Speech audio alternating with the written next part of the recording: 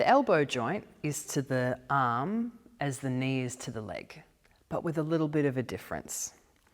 So unlike the knee, where there's no bony stop at the back, in the elbow, you've got your olecranon, your funny bone, that stops you moving when you straighten out your arm.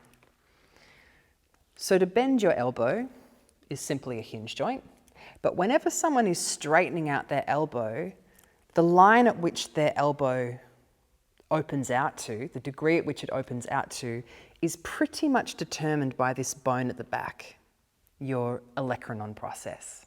And for some people, there is a shallow hole or a deep hole in which that hooked bone presses into.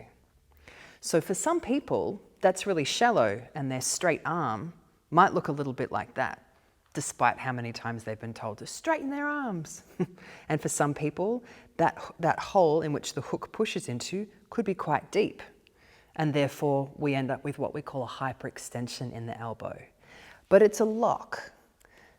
It's not that dangerous to push into that.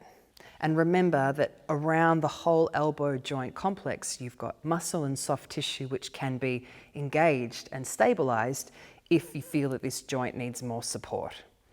So whenever somebody's on all fours with their arms straight and there's a little bit of a hyperextension, I often think that it's a nice idea to actually ask them if they're in pain, as opposed to telling them to always have a micro bend in their elbow.